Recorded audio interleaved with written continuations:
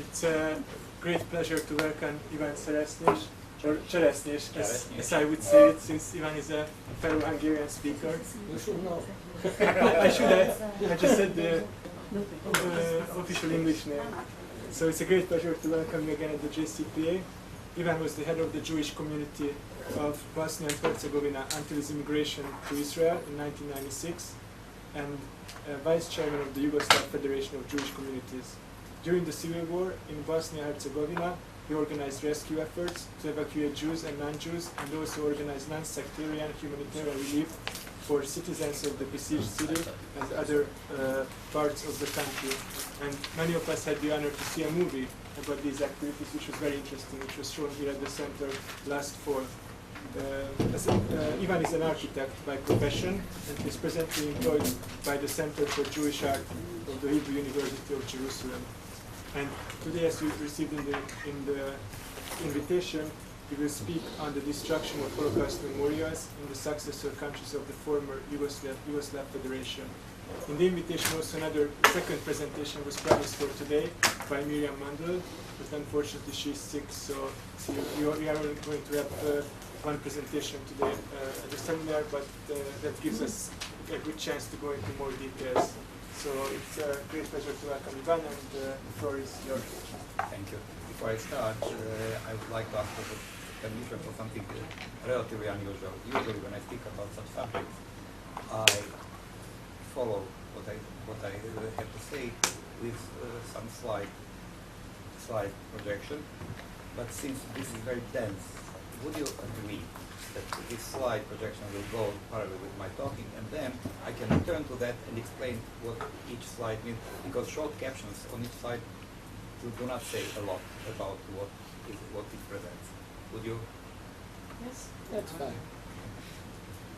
Okay, so title of today's talk is Disappearance of Holocaust Memory, and I was free to borrow a subtitle from a colleague of mine. And it is memory is ideology in changing societies. So in nationalism, memory is central to the transgenerational nature of the collectivity. The trend is to extend this into general vision of memory as a primary human activity, as a moral necessity. It's too late to argue if memory is socially constructed. Society is already a memory bank. The question is, should there be memory at all? As it is often called, a memory written in stone attempts the task of interpreting monuments in changing societies. Often, one does not think about how monuments hold one moment in time stagnant, yet societies change and the monuments usually still stand. A wide variety of examples are utilized to look at the question of monuments in changing societies. The today's subject aims to deal with places sacred as places of history, memory, and to explore the expression of Jewish collective memory as referred to the Holocaust as a mega-event in the history of mankind. This should be achieved by gathering material on local oral traditions pertaining to places of Jewish suffering and the study of the meaning and implication in the cultural context along their history. The modern researchers continuously attempt to bridge between the history and collective memories of the Jews and the non-Jewish communities coexistent in a common landscape. This is not an easy task, mainly for the fundamental differences between history and memory. Whereas history attempts to reconstruct the past on the basis of all the data and hand by means of critical analysis, memory already knows the outline of a story, since it is based on a teleological model in which the beginning, present and future are already designated.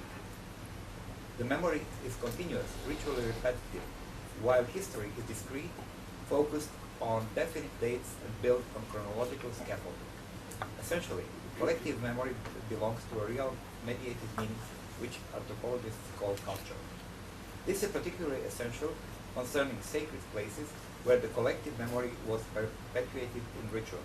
The attributes of identity and meaning, which may be understood through an architectural historical study, include those of being rooted or unmoved, indigenous or other, ornate or plain, high or low, related to particular architectural models and iconographic precedents, which with their geography, history, and significances of elsewhere and another time.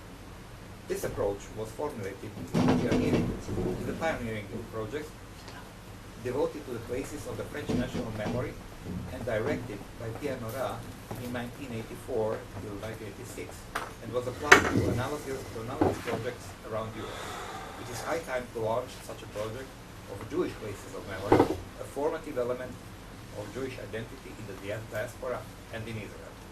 A matrix of such images will give a picture of Jewish history memory in geographical and historical continuity. But is that the future? It is certainly the future that some people want to impose. It is an issue which goes beyond a controversy about the Holocaust memorial. An ideology of memory has emerged from nationalism. It is especially visible in relation to the Holocaust, but it does not end there. In its most extreme form, the ideology of memory says that human beings exist to remember. It says that each generation of humans exists in order to transmit the memories of the previous generation to the next one. It says that the nation exists to remember its past, and that economy, society, and the state are no more than the means for this national memory. It welcomes long-term economic growth because it frees people to spend their time on the recovery of memory, and it wants an economy dominated by memory-related activities. Less comprehensive memorialist beliefs are easy to find. It is a human duty to remember memory. Memory should be openly transmitted and not kept secret. Families are bound together by memory, and people should study their roots. A nation cut off from its collective memory is lost. The recovery of memory in Eastern Europe was the true national liberation, where Stalin's worst crime was his destruction of memory. Tragedy, suffering, victory, and achievement, they should all be publicly commemorated. Monuments are sacred because memory is sacred. It's good to increase the number of monuments. There should be a Holocaust monument in each city for each group that suffered. States must spend more on historical research and support local and private initiatives, and businesses should sponsor museums. And all churches, mosques, and synagogues should be restored. And this is not just ridiculous, it's morally wrong. It is wrong because it substitutes memory for morality, because it reduces a human being to a historical data bank, because it limits possibility, and especially because it limits innovation. And it is wrong because it is an imposed ideology, imposed sometimes by emotional blackmail. Who could object to a national monument for the murdered children of Auschwitz? And who could object to a regional monument for the children of Auschwitz? Who could object to a city monument for the children of Auschwitz? The monuments multiply because opposition is a social taboo. Memory does not deserve to be protected by taboo. Memory is subject to moral judgment. It is not neutral, let alone inherently good. However vague memory is, however it may be socially constructed, it is always about the past. There is no memory of the future. In this sense, memory is opposite to hope and expectation. Nationalist ideology was always concerned with both the national past and national future, but primarily the past. Now, a general ideology of the relation of humans to the past is emerging from nationalism. No comparable generalized ideology of human relations to the future has emerged. Why is this an ideology? Because there is no logical or inherent reason why there should be war memorials or Holocaust memorials, commemorative books, memorial ceremonies, and anything similar. People believe they should spend time and effort on these. They could believe otherwise. Often they took this belief from others. Coherent, transmitted beliefs of the kind listed above, that is the sense in which I use ideology. Look at the reasons given against destruction of memory.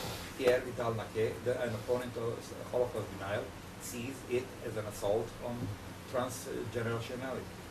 In his logic, Vidal-Naquet can see no difference between a neo-Nazi who denied the Holocaust and opponents of a 500th Holocaust memorial. The transgenerational link has become a morality in itself. Similarly, the subtitle of Deborah Lipsat's 1993 book on Holocaust denials is the growing assault on truth and memory. Denying the Holocaust, the growing assault on truth and memory. Sorry. Are truth and memory equivalent in value? What would that imply? Most people accept that a statement which is true is better than a statement which is false. Must everyone now also accept that a true statement about the past is better than a true statement about the future? Is talk about the future in some way evil? This kind of underlying belief is at the core of the ideology of memory. The emergence of de facto memory sector in modern economies is a reflection of the new ideology, not an inevitable process as some people think. Most of museums are easily explained. They were the product of nationalism. But the process has apparently not stopped with the consolidation of nation states. Memory is increasingly integrated, codified, and globalized. There is a UNESCO program on archives called Memory of the World. Archivists and historians have a common interest to identify the various gaps in the memory of the world and to prevent them from growing. Otherwise, the huge hall of memory mentioned by St. Augustine, where heaven, earth, and sea may be kept, will split up into innumerable fragmented cells without windows. That goes well beyond the 19th century promotion of national history. A cluster of values is now associated with memory: wholeness, unity, communication, visibility, healing, and sacrality, reinforced by quoting religious authority. In effect, a part of nationalist ideology has taken on a life of its own. It has become a quasi-religion. Recent trends in monuments illustrate this change.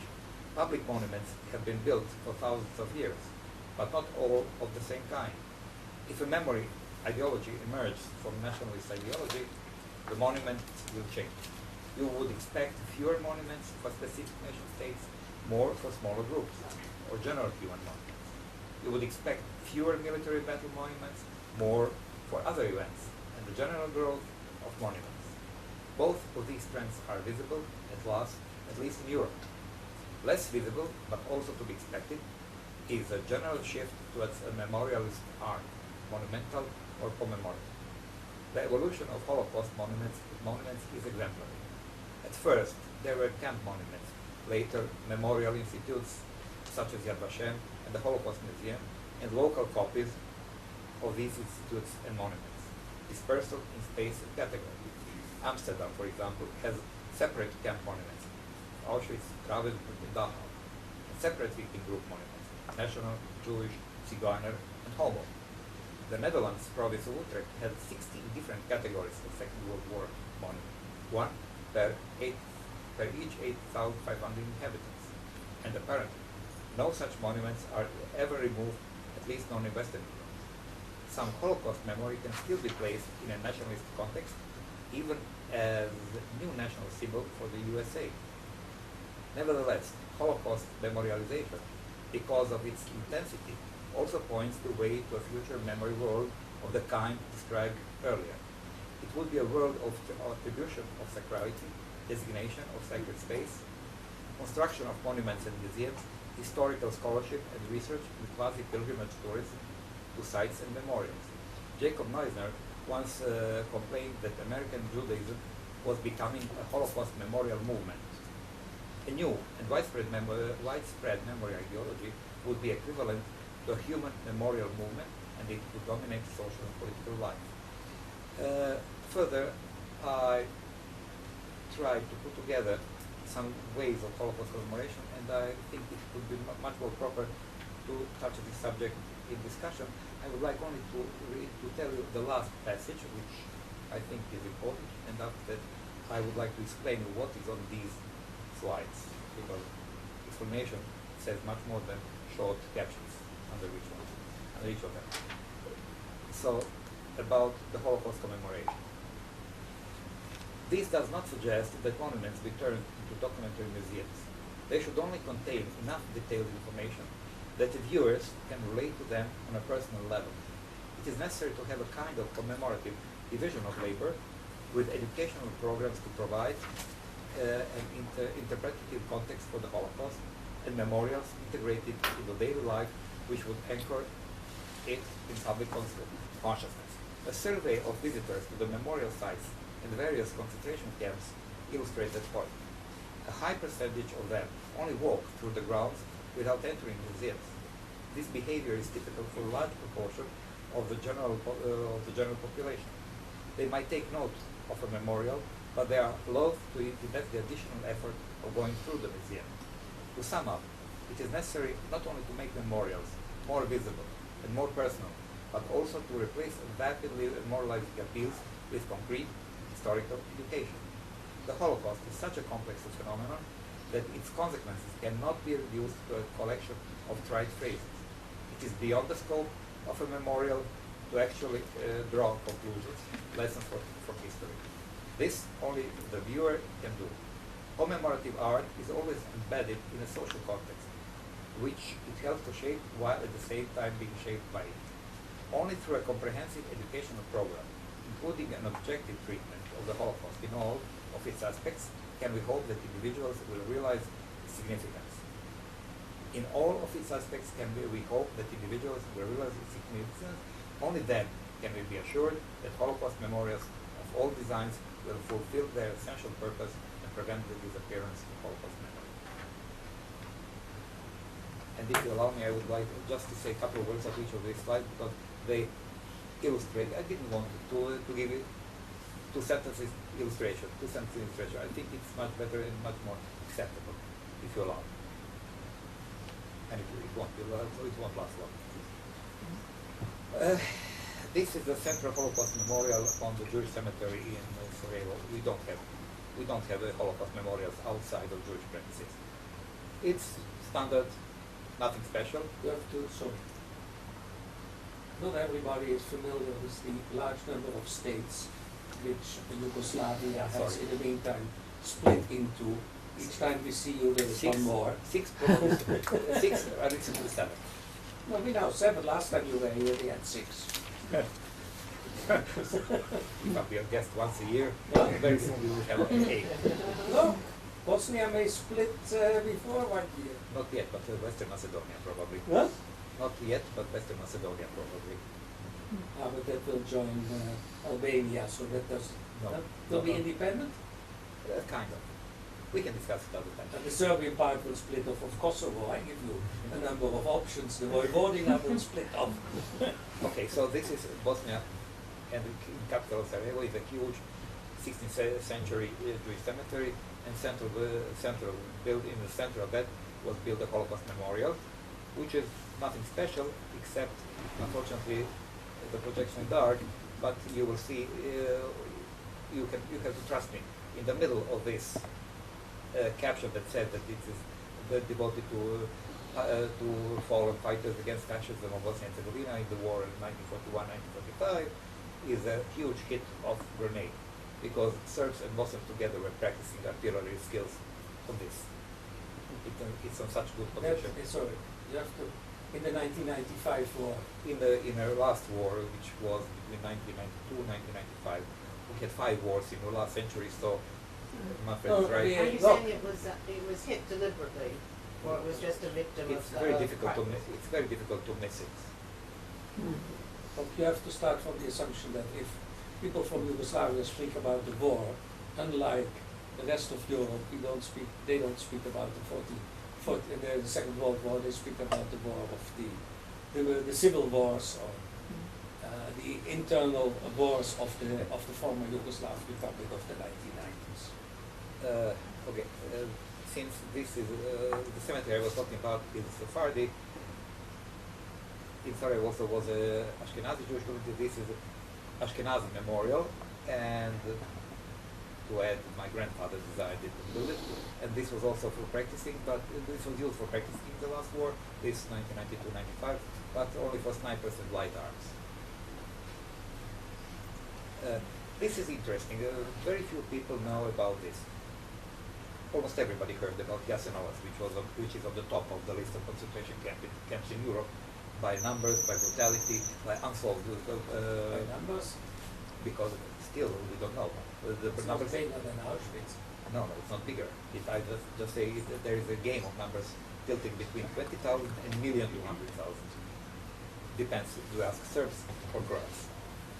And it was completely, entirely operated by locals. It was in part of independent state of Croatia during the war 1941-1945. This is the site, and you will notice these parts which I emphasize. Each of them is one huge ditch full of corpses. We don't know. Never. It was a survey and research was never done because Tito's Yugoslavia never allowed it because they claimed in 1946 that Yugoslavia had 10% victims. 10% of population were victims of Second World War, and based on that number, they got reparations from Germany. So nobody was willing to find the proof that in this place are 50 or 50,000 or 100,000 people. So the story is, that's it. And you see how these places are marked. Each of these tablets is one of these huge ditches. How many people are there? I don't know. But each of them is 5 meters wide, 25 meters long, 3 meters deep. They were all killed by hand. And majority were killed manually. My family was there, but my family was not lucky enough to come. Jasenovac is on Croatian side, this is on Bosnian side. People were put in Jasenovac, people were brought to Jasenovac, put on barges, then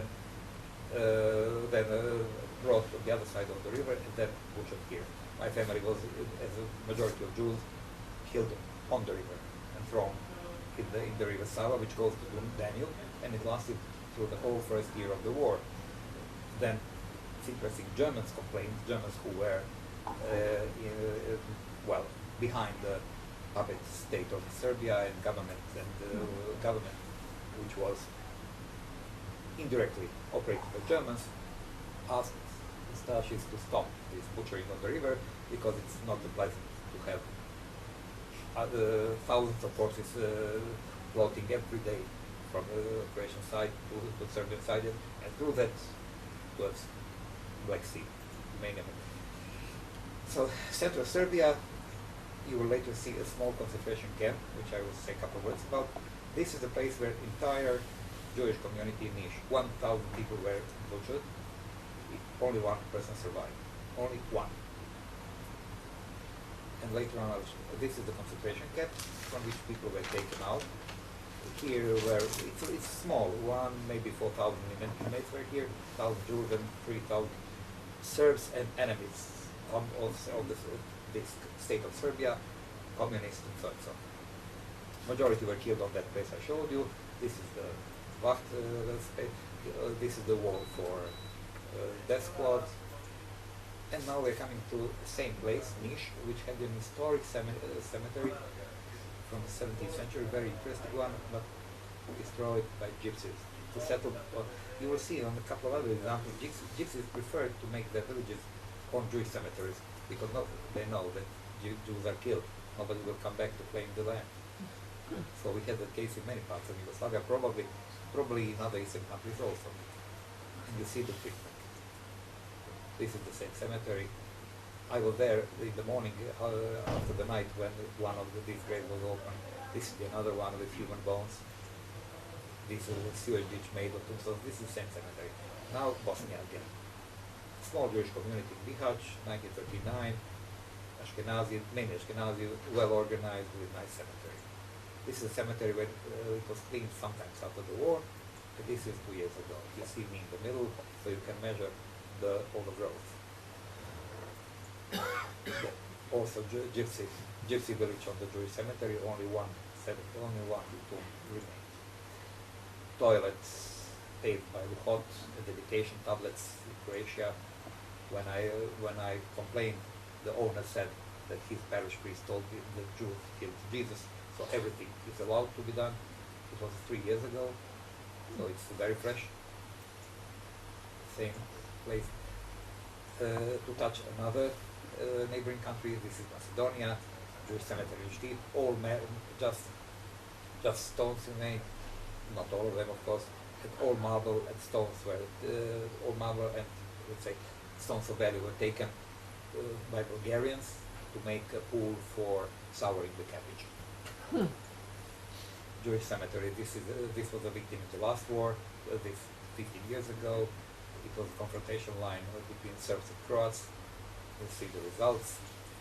And this is interesting. You know that Serbs always say that Jews and Serbs are eternal friends, celestial people, same destiny, victims of Holocaust. This is the treatment of Jewish cemetery in Serbia. They wanted to clear the space for private development. They just pulled all the Jewish cemetery and built on the other side. This is remnants of 1,000 tombstones. Big cemetery. Here am I, my friend, trying to rescue one piece, just symbolically. This is something that maybe has not direct link to Holocaust, but it has. This is Italian military cemetery from the First World War. When after the Second World War, in 1946, Italians were expelled from Western Slovenia and from Istria as enemies, 102,000 families. It was also ethnic cleansing, but that term was not very popular at the time. We gave it the weight only recently in the last 20 years. They asked for permission, they took all military graves with them. Remnants of all soldiers which were buried, except 2 Jews. Italian Jews? Yes, they left them. So you have now this huge complex with the memorial, and you see it in the backward. The remnants of the gate, and these 2 small stones are 2 tombs of Italian Jews, completely abandoned. Nobody takes care about them because this place is used only for grazing of cattle. Again, Serbia, Jewish cemetery, which was bulldozed to make a place for to make a space for the church you see above. Macedonia, country of nice war people who suffered for thousands of years under foreign occupation. This is a treatment of Jewish remnants on Lake Doiran. Doiran is a cemetery which was, by what I found, at least 1,000 years old. They built houses of those tombstones, still standing. This is Gestapo prison in Montenegro. All in ruins, unmarked, for Jews and communists. For Jews and communists. No. Communists are the enemy of state. That was the prison for. That was the prison, Gestapo prison. But what has that? That's not a memorial. No, it's not marked. Nobody is taking care about it. It's not recognized as a memorial, but for us it's a place where... The Jews of Montenegro were. No, not Jews. Montenegro has very few Jews, but Jews who were caught on the territory of Montenegro. Jews from Serbia, Jews from Croatia, Jews from Bosnia.